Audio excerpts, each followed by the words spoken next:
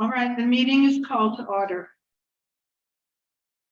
Before I make my prepared remarks, I want to make an announcement that I was made of something I was made aware of a short time ago. Apparently, there are 4 residents in assisted living who have COVID.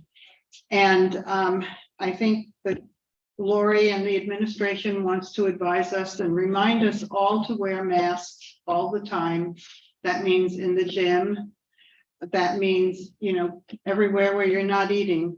And Lori also made these little tags to put on your badge that says, "Be mindful, please mask."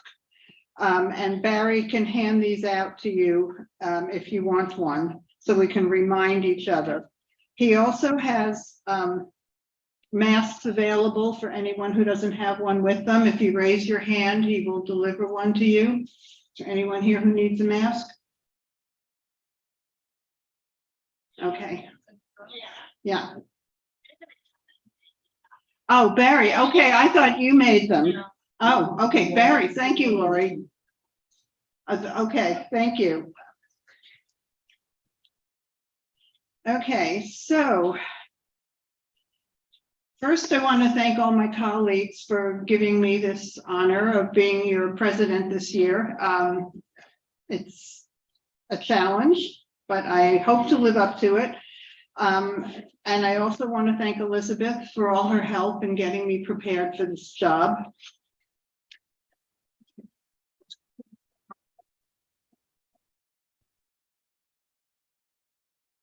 And what happened to the slides recently?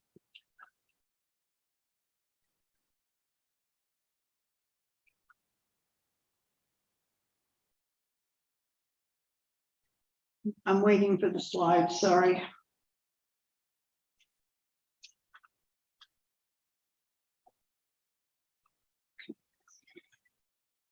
Okay, so I want you to notice the template that I used for the slide. That's an homage to the Events Advisory Committee. Look at the bottom, Pat. They'll get the reference.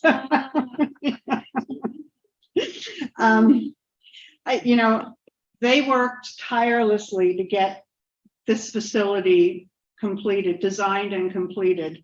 And I think we ought to applaud them for doing a fabulous job. And it's really so wonderful to be back in this room.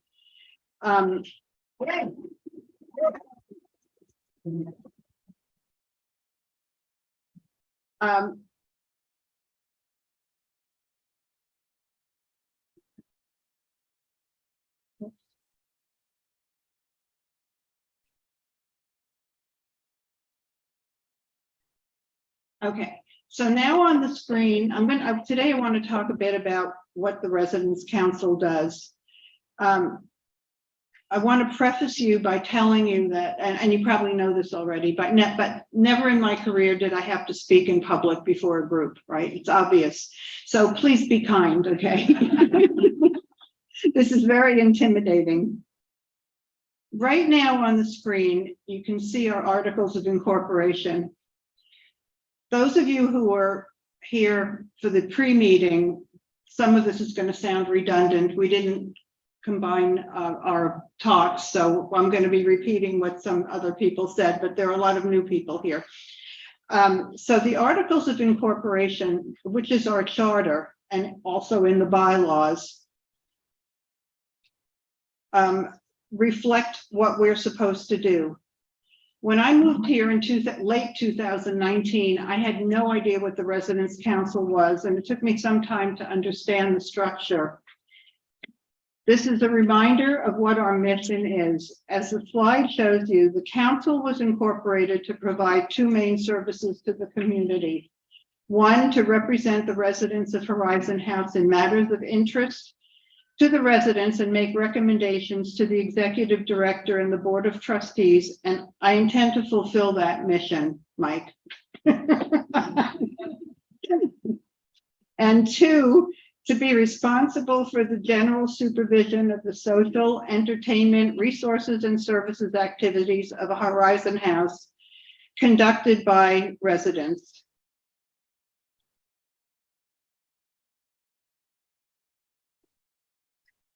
And the word general in that statement means just that. We supervise in the sense that we authorize committees, we give them a budget, we help them if they ask for help, and we just allow them to produce their programs and do what they want.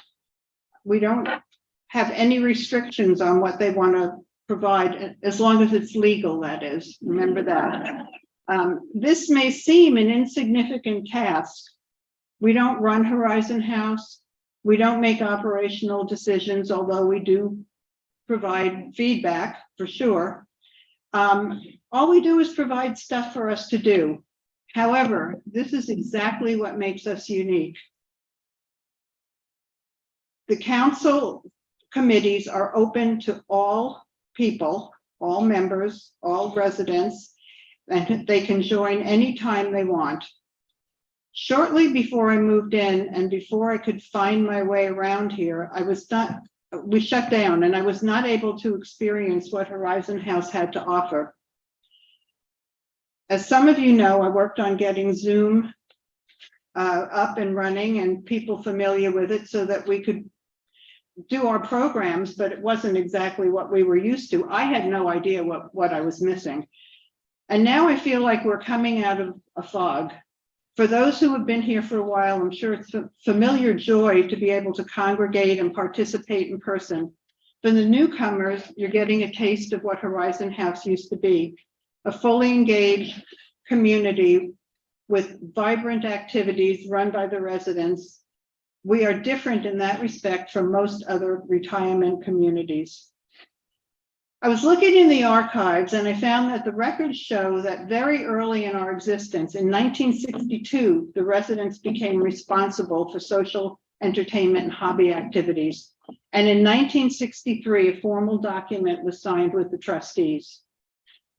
Residents initially funded the activities by running pay-to-play bridge parties and bake sales. Yeah, that's true. In 1981, a flea market was started, and that obviously is a precursor of the Monday market. We have grown into a community with something for everyone. Most of us chose Horizon House because of this culture, and we want to keep it going. And as the saying goes, it takes a village. And it really does. It will take participation by all of us as committee members, leaders, Monday market volunteers. We don't have an activities director, so nothing happens without us. And if we don't have Monday market, we can't pay for our activities. If you've been paying attention this week, you know that within just a few days, we had some incredible programming here. Just to name a few, we had Brandt's wonderful cathedral series, an art lecture that was mesmerizing, an ophthalmologist who taught us about our aging eyes, and Bernice Kastner's son, an astronomer, who told us about the wonders of the James Webb Telescope. Where can you go to find programs like this? I mean, it's really amazing. So I would like all residents, those of you out there watching on television as well, to explore what we have to offer by attending our programs, but also by joining committees and or volunteering in the Monday market. In doing so, you can find people who share your passions and interests, whether intellectual, art, music, whatever, and you can assist in keeping our culture going. If you're already on a committee, consider taking on a leadership role. If you're new here and don't have to wait, you don't have to wait for committee signups. You can contact the committee leader and sign up anytime. You can bring your ideas to the council for new committees and activities, and if approved by us, we can fund them.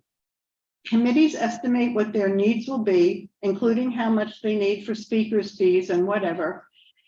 And we don't set the amounts they offer their speakers. What we do is try to allocate funds equitably.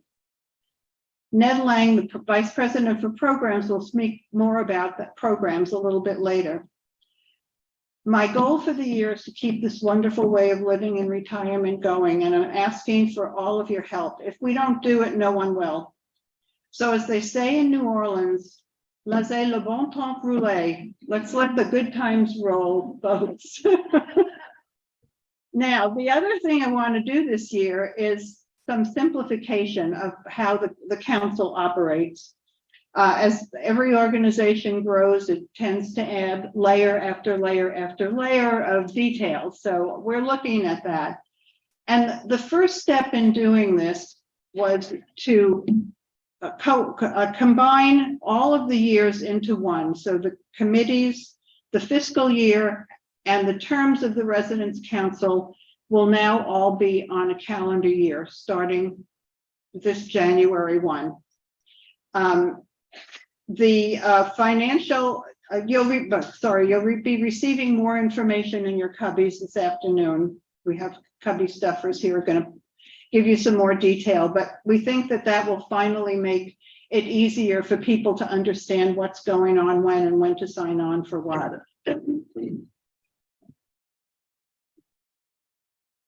And finally, I want to announce the following appointments that have been made. The coordinators of programs are, you might stand up if you're here. I think you're all here if you want to. Joan Bowers, Activity Rooms.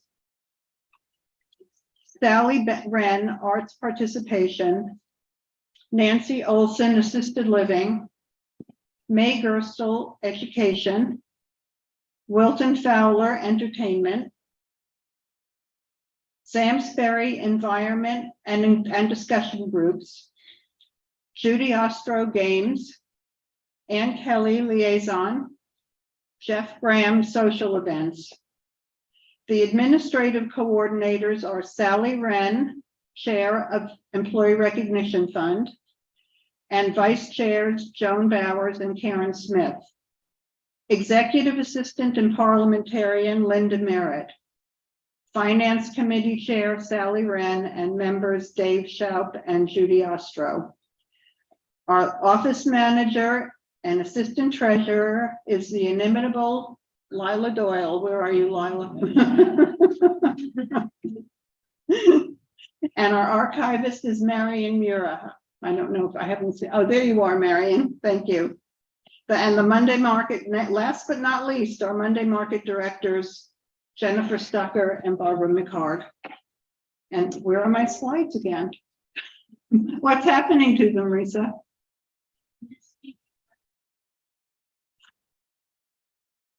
I can't hear you.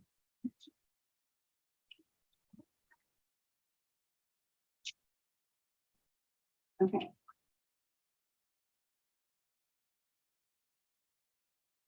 Okay. I wanted to show the agenda here because we're not at that point yet. There. Okay. So now I would like to introduce my Ostrem, who's been waiting patiently. Sorry.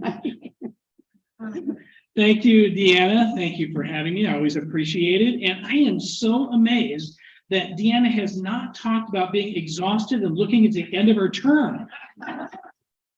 That usually happens by the second meeting that she gets totally exhausted. It's a lot of work, and we're glad that you're doing it. Well, what better thing to start off with than some bright spots, as we often do. And one of the big bright spots here, I think we all can agree, is the decorations and the setup for the different holidays that Oliver puts on. Right? Right? Woo-hoo! Oliver is here with us. You know what? Don't you think we ought to have an award? Well, I have one here for him. Woohoo! So, Oliver and your team, come on up here. This is an award that we have come up with called the Creativity Award. Nobody puts on the creativity that Oliver puts on in all of our decorations for our holidays. So, this is for you. And yeah, standing ovation. Woohoo!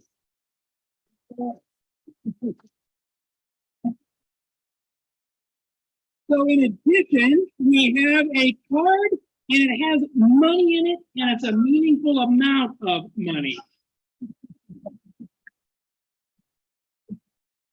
Thank you, Oliver. Well, that is a privilege. We are privileged to have someone like Oliver. No community can find, can hire, or have that kind of opportunity. So we are grateful for him. Other things to mention, the Anderson Hall, of course, here we are. It's wonderful. I appreciate it every time I come in. I hope you do too. There are still some things that we need and want to be doing. We'll be getting new chairs, new podium, the window film and glazing so that it is a little bit easier to not like run into the glass on your way out. Some drapes so that there can be times when you do want to pull them, but we do want the light to come in. So don't want to overly encourage drape pulling unless it's necessary. And then of course we've got the overflow for the fireside lounge and making sure everything all syncs up so that we can share the space with residents who are not able to be in here. So we appreciate your patience on that. Again, it's open, we're using it, and that's what matters. And I hope you're spending time in the space. We do have our small group sessions that kick off here in January 31st. It'll be in Feb 1, so it'll be Tuesday and Wednesday. Encourage you to get signed up with Beth. We'll have some more details coming out in the alert. And please sign up, and we'll, if you have topics that you want to hear about, we always have an agenda, but we also want you to chime in with topics that you care about, and we'll set up those meetings. And then we're, in the new year, we always have our annual meeting of the Board of Trustees with residents on February 7th at 3:45 right here in Anderson Hall. And this is an opportunity for the trustees to introduce themselves. And I think that you are witnessing, and hopefully you are taking advantage of, that Mike Meekum, our board president, really wants to have people get to know people. I mean, it's really okay to have the conversation, to talk with him and get to know him and tell him your thoughts as well as the other trustees. We want to bridge the gap that naturally occurs from a board of trustees that isn't always here and residents who are always here.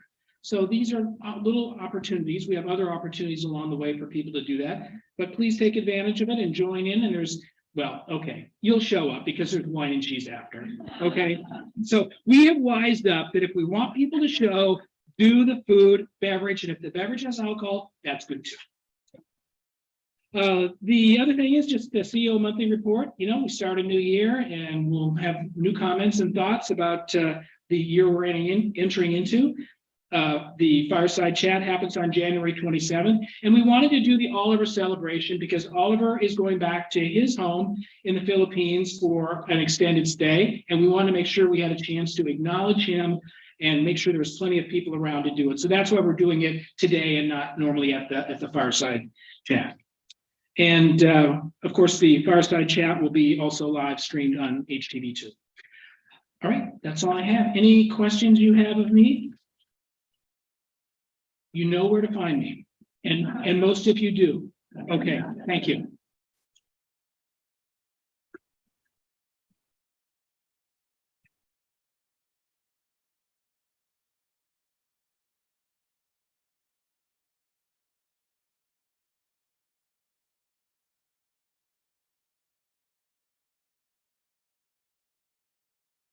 Next up will be Karen Smith to give the financial report.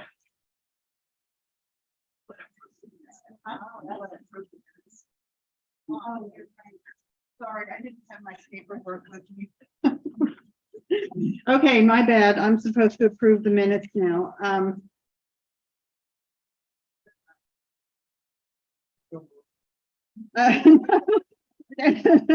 Now, our parliamentarian found data that said if we've circulated them and approved them, all we have to do is ask for any changes to the minutes.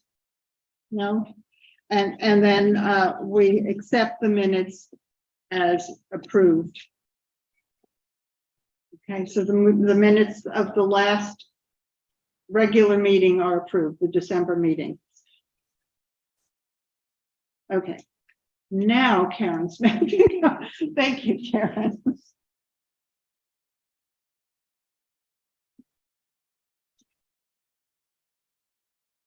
I can see that these numbers are absolutely worthless because they're so small. So I'll work on that. But I think there's some significant things to say. First of all, our income source, which we're so grateful for, is the Monday market. They have taken in 82% of our budget when only 75% of the year has gone by. So, and then as far as programming, we have in the 9 months or 75% of the year, we have only spent 50% of what we budgeted for programming. So this gives us an opportunity as we go into the new year. And so nobody's going to lose any of their budget that they didn't spend. It's all going to be available toward the first 3 months of this year, and then we'll add to it to create the budget for the whole year. So I think those are really the main important things about the finances. And I can delightfully call on Jennifer to tell her story.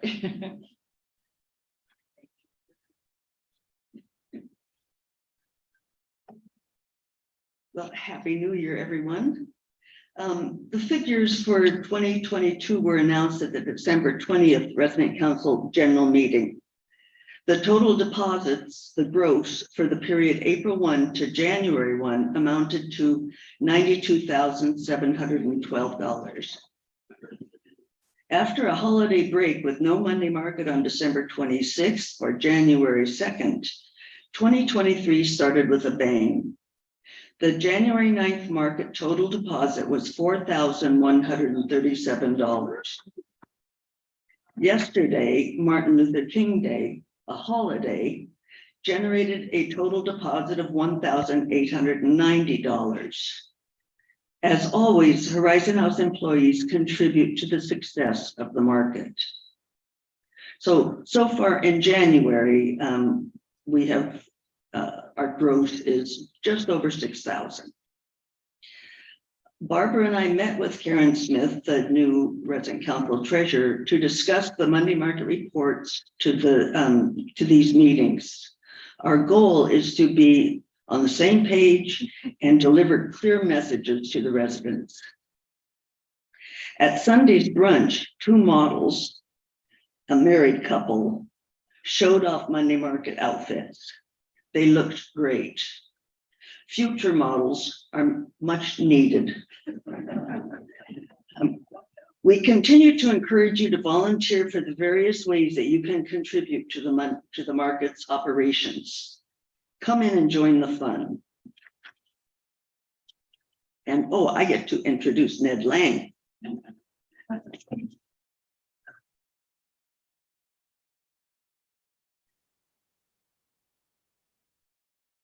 Thank you, Jennifer. I can't reiterate enough about what Deanna said about participation in our activities and our committee events. The resident participation at Horizon House is what makes us unique. It's what we mean when we say resident driven. Other retirement homes, not only locally, but nationally, do not have the wonderful culture of full participation that we enjoy.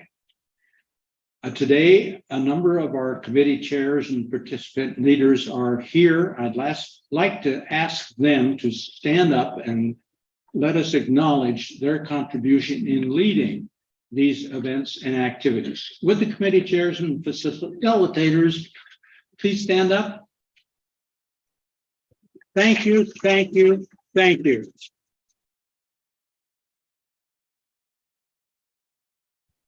They are only part of the picture. You are the rest. And it's so important that you participate. Medical research tells us that participation is healthy. It helps you, and we want to keep you healthy. So sign up time is coming. Again, it is our annual sign up for participation. We publish a program and activities book, and you will find it in your cubby around the 1st of February, and it will be accompanied by sign up sheets. The sign up sheet will be an easy sheet on which you put your name, your apartment number, and then you just put a mark in the box. Not very complicated. In any and all activities, you're not limited to one, any and all activities. We encourage all of that activity so that we'll keep you healthy. If there is any questions that you might have about an activity or a program that's listed there, and we've had to shorten the description some, so I'm sure questions will arise. Do not hesitate to contact the chair or facilitators whose phone number or email will be listed there. And if it isn't, you can look it up in the directory and ask them the question. Do not hesitate to do that. There are some activities that do not have a name of a facilitator or a chair. It may say TBD, to be determined. Those activities are on our endangered species list. If we cannot find volunteers and leaders, those activities will disappear. Some of them I hope we do not lose, but if no one's willing to help and participate and do it, so be it.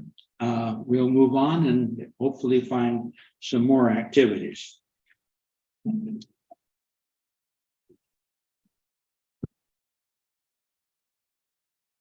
When you get those activity sheets, sign up and drop them in the box. There'll be a box in the mailroom, and do it as quickly and promptly as possible, so you don't have to worry about it anymore. And then the committee people or the facility peoples will take over. If you are currently participating in a committee or an activity, sign up again.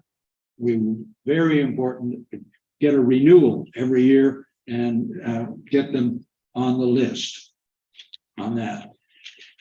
We will have an activity fair on February 24th, but we hope you have all signed up by then, and it is very poorly attended.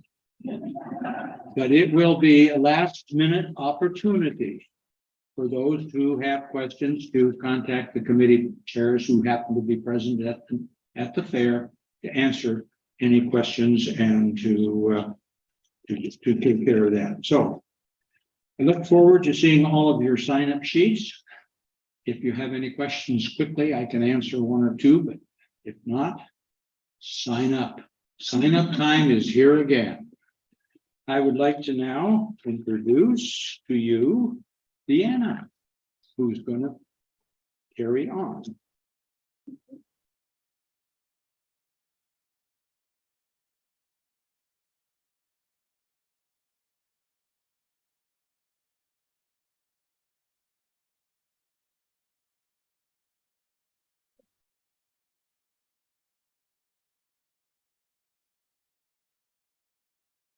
I'm up here to introduce Jack Carr.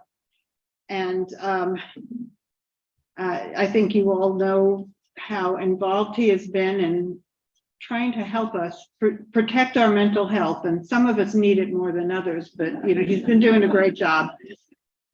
He's a founding member of the Mental Health Advisory Group. And as you recall, last fall, they released a study that they prepared of our needs in the area of mental health and some ideas to help us combat the malaise caused by COVID and other disruptions in our lives. They are not a residence council committee, but were formed to advise committees who are interested in pursuing their ideas. If your committee would like to get involved in this very important endeavor, contact Jack If your ideas require funding, remember to include that in your budget request so the Residents Council can consider it. And now I introduce Jack to you.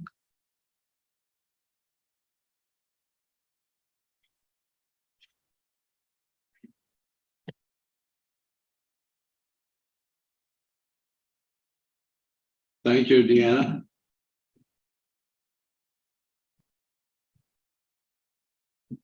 When the Mental Health Advisory Group convened a year ago, about this time, 12 months ago, we set out to address three issues. Three issues. One was to try and identify the mental health challenges that residents here at Horizon House face. Second, to identify the resources available through Horizon House that will assist us in meeting those challenges. And third, to determine what's really missing, what's needed, what do we need to add to the mix. Early on, one of the challenges that raised its head was the stress and discomfort associated with the prospect of moving to assisted living.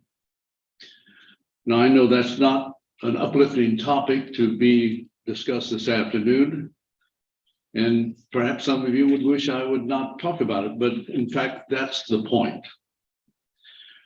We share the same buildings and the same facilities.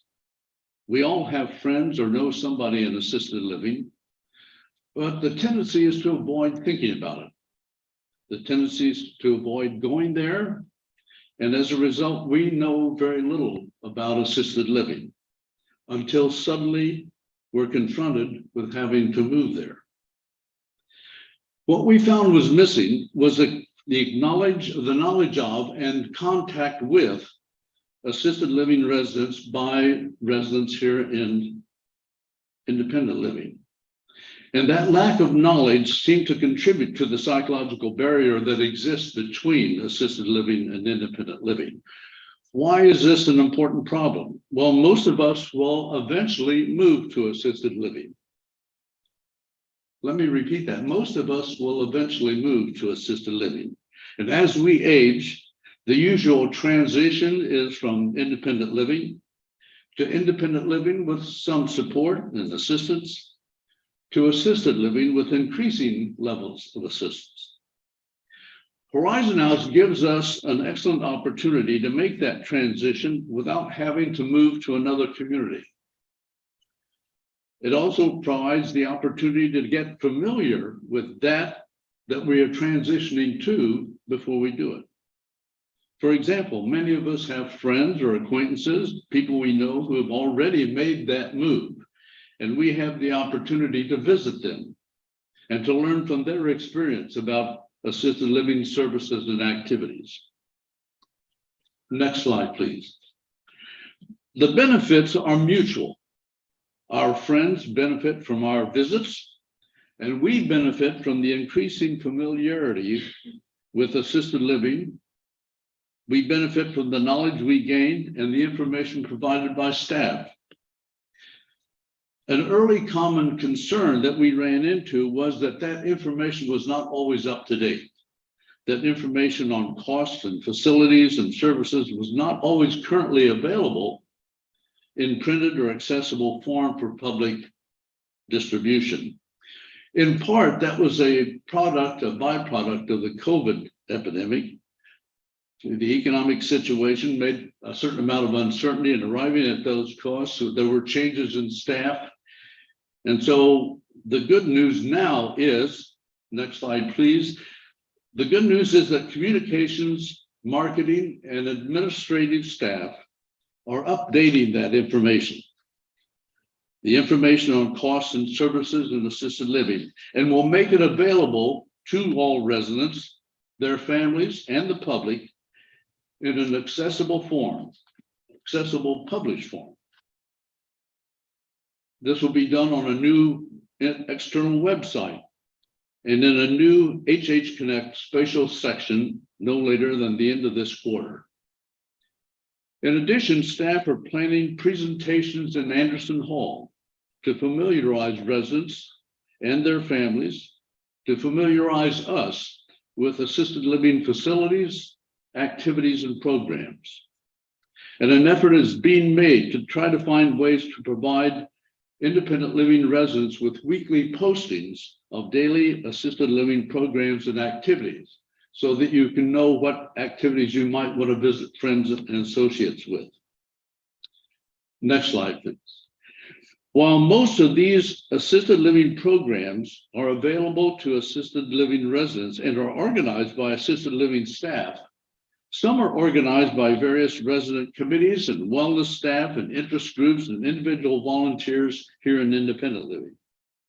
This enables assisted living residents to enjoy a range of activities and engage with independent living residents through musical, artistic, and creative encounters. And you'll hear a lot more about that at the next fireside chat when there's a spotlight on assisted living programs. When the Mental Health Advisory Group made its initial recommendations, implementation of those recommendations was predicated on the principle that committees, staff, administration, and residents of Horizon House would work together to address these needs that we've identified. Assisted living staff from other Horizon House divisions, and many independent living residents have come together and working together attempt to promote greater understanding of assisted living to help reduce the angst and the psychological barriers that separate us. Next slide, please. We can help and reduce our own discomfort about assisted living by getting more informed. We can call Patty Flowers for a tour, go see the facilities, chat with the residents, get a firsthand view of assisted living and its programs. Visit a friend who lives there, call and make an appointment if you're not sure where they live. And as has already been noted, although currently there is a temporary hold on visits due to a COVID outbreak, that should be lifted relatively soon, and keep trying. If you don't know anybody down there, become a friendly visitor. Get acquainted. Meetings about the Friendly Visitor Program are held in the Durham Room the second Wednesday in every month at 11 o'clock. And if you're not sure of that, or call Patty Flowers again. Attend forthcoming presentations in Anderson Hall by assisted living staff and volunteers. Make it a point to put that on your calendar so you don't miss it.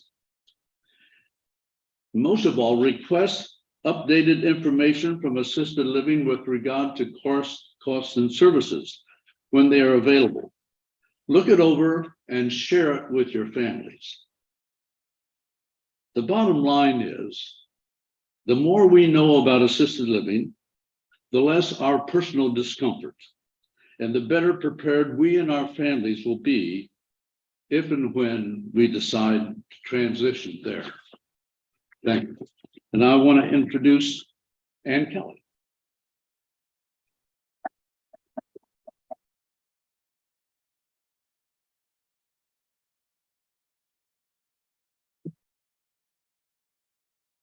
My job is to introduce the leader of the event advisory committee. Please note the new name for this committee, and that's Pat Fritz, who will explain to us why that change has been made.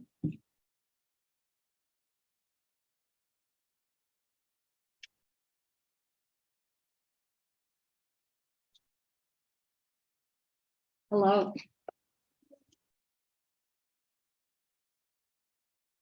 So we've changed our name. That better? Okay, thank you. So the committee is now the Event Advisory Committee. We're going to be a little less technically involved, at least in the near future. as this committee reforms and reorganizes, we'll see what happens. It's in the process. The committee will be a link. So the next slide. A communication link between staff and residents. Next slide. The objectives. To communicate with staff and or resident event organizers. So to connect those of you who are resident event organizers with the appropriate staff and communication. Does everybody know what a resident event organizer is? No, okay. It's a resident, one of you, not a staff member. They do their own organization, their own planning, their own setup. I don't know if it's the same as for residents or not, but it's their thing. A resident event organizer is the person who plans and organizes and is in charge of an event. Maybe I'll use Nancy as an example. Nancy takes care of the Wednesday night live program. She is the resident event organizer for that. Another objective is to acknowledge successful events. And the third objective is to identify the problems that occurred and possible solutions.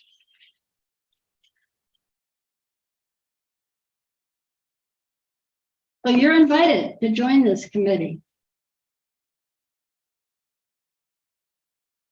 We're entering a new era with a new event space and new equipment. And I want to put in a reminder that Mike already mentioned this morning. We are here in Anderson Hall. It's a beautiful space. It is not yet complete. There are many things that still need to happen. The AV equipment will be coming in. There's a date early in February. I don't have the date here. Will it slip? Well, we'll find out, you know. Things don't seem to happen always when they're promised. So keep that in mind, that those things are going on. And I know that Brian Holt sometimes has to close the room so that equipment, the vendors can come in and do something. I think he tries to plan that in advance and around things, but there's a certain amount of flexibility that needs to be there.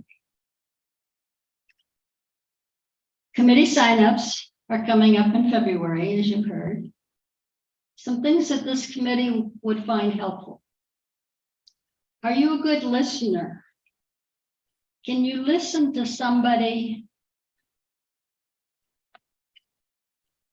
who has a concern or a problem and really hear their problem?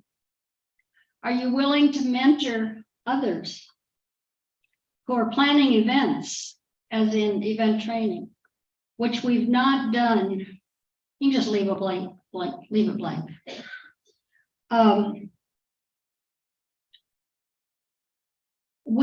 The committee will be doing a training, but it's sort of the feeling of why train when everything's fluid? Because if we do a training next week, it may be different in 2 weeks.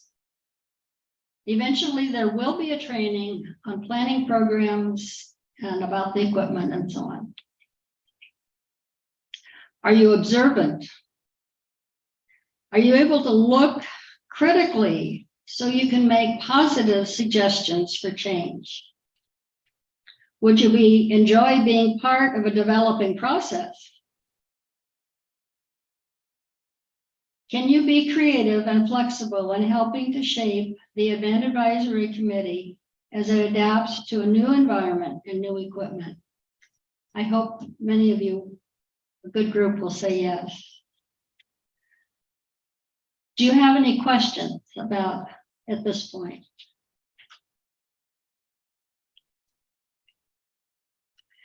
Last night, Deanna asked me if I would say something about the post-event report form,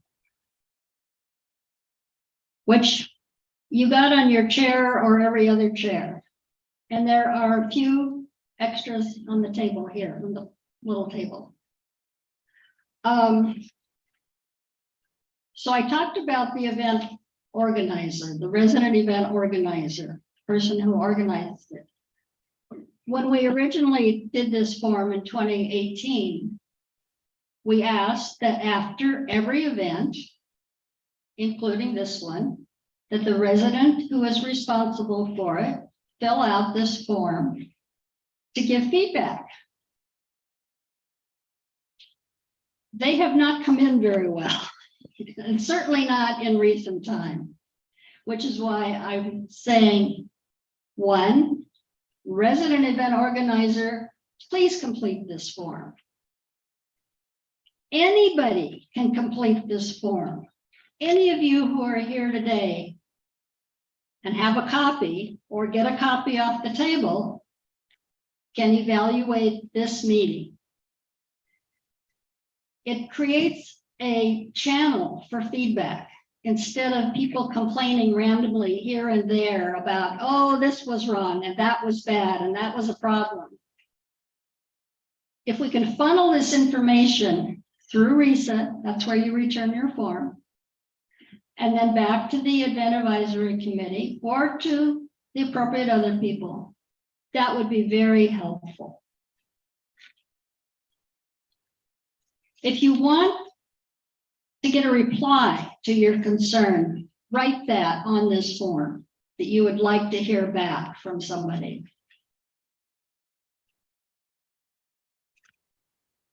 That's it. And I'd like to introduce Carol Roach.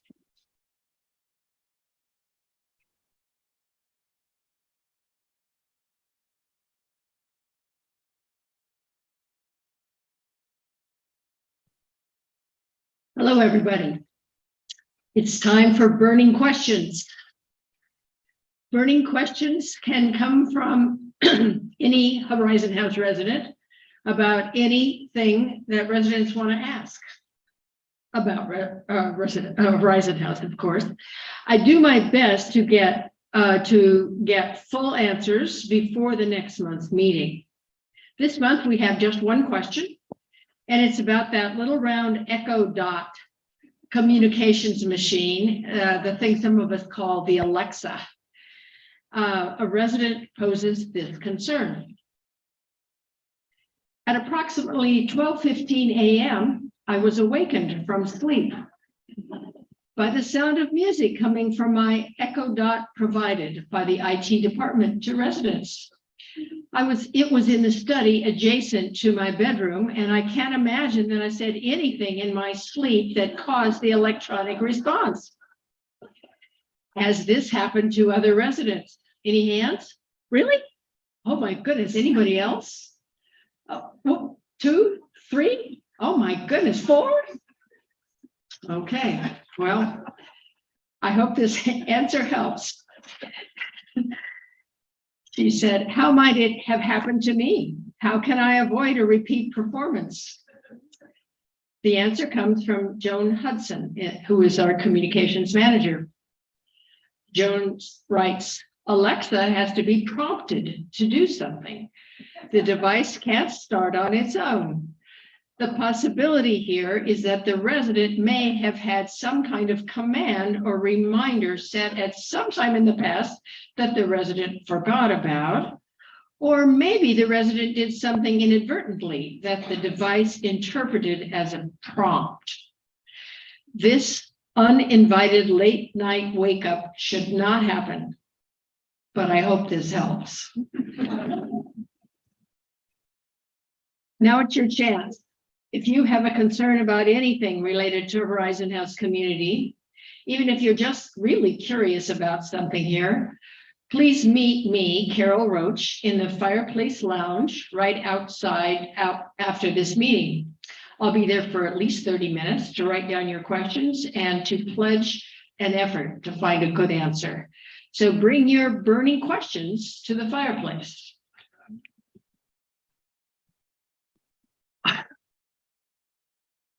One more quick announcement.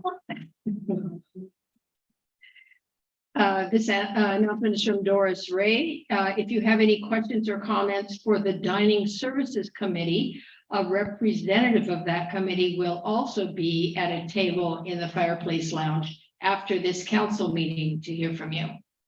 And now back to Deanna for the closing.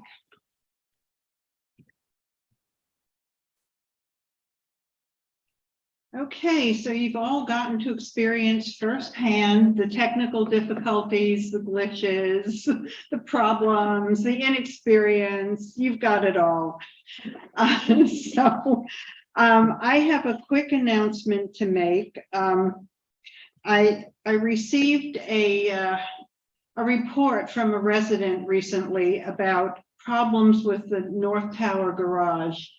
Her first problem was that as she was exiting one day, during the day, there was a group of 5 men who looked to be homeless, who surrounded her car, and she couldn't move, so she had to stay until they left. And so she was quite upset about that. And then a couple of days later, she was coming home, and there was someone following her into the garage, and she decided not to let them in. So she stopped until the door came down. And then she felt guilty because she thought, well, what if it was a resident and they think I'm being nasty or whatever. So I want to reiterate, I know security has talked about this. Don't let anyone follow you in unless you absolutely know who that person is. What happened when she got in, she waited to see if this person opened the door and came in behind her. They didn't. So obviously they didn't belong here. So please don't let anybody in behind you. Make the door go down and make the next resident lift the door.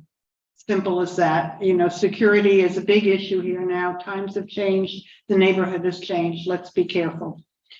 Does anyone have any questions before we adjourn? We have microphones if anyone does, and come to you.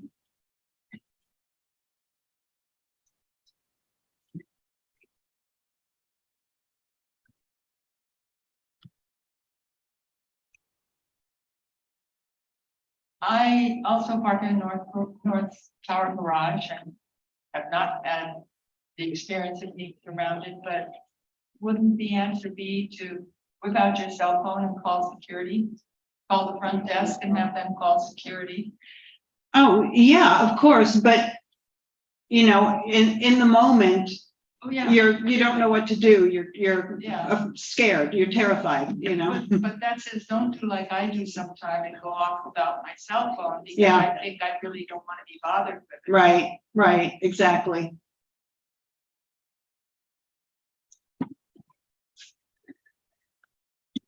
How long Oliver will be gone? No, this is the first I heard of it. I haven't. Does anyone know how long Oliver will be gone? Doris, do you know? Oh, Judy? I heard 1 month. 1 month, okay. What will we do?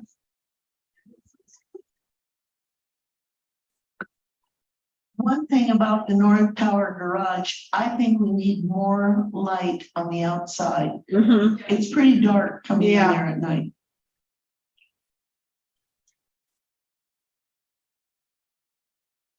Does the North Tower garage door close if somebody sticks a foot, let's say a walker, something under it, or does it automatically go back up? I imagine it goes, I've never witnessed Yeah. it, but for safety purposes, I imagine it goes back up. And so consequently, once you're in the garage, even though the door is coming down, Wait, and there may be somebody around, if there's nobody around, there's no problem.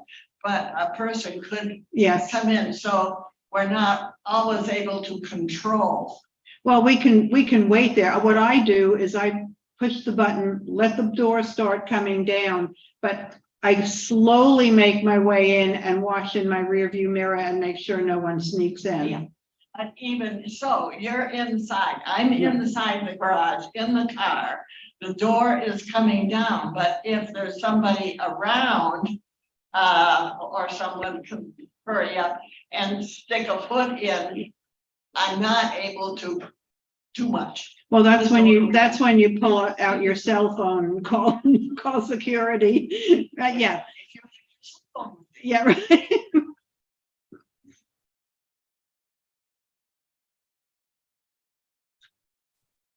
I don't know what the solution is to that, Doris. You know, it has to have a safety where if somebody is coming in, it has to go up so it doesn't crush anyone. Just to make sure that we understand. Yeah. That it is. Right, absolutely.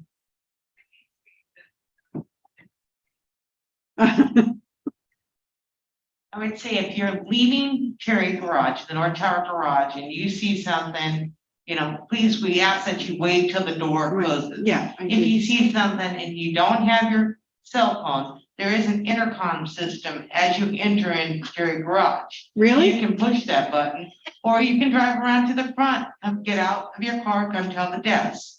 Inside, I can't get. That button doesn't work anymore. It doesn't work anymore. Oh, okay. Sorry, did not know that, but if you're coming in the building, you can use the intercom system before you get into the elevators to alert the desk that Mhm. you see someone. Or just swing by the desk, and let us know, call us on our phone, stop by, pull by, but make sure you guys are watching the door come Mhm. open and close, because we don't want people getting in. Right. Anyone?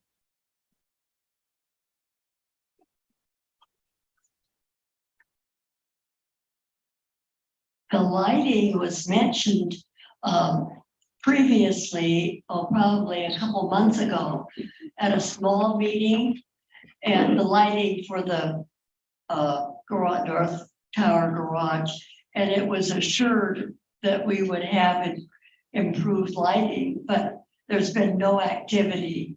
Is that outside lighting, Helen, or inside? Outside Because, and and inside is very poor. It's dark Yeah. too, Mhm. so the whole entrance needs to be rethought.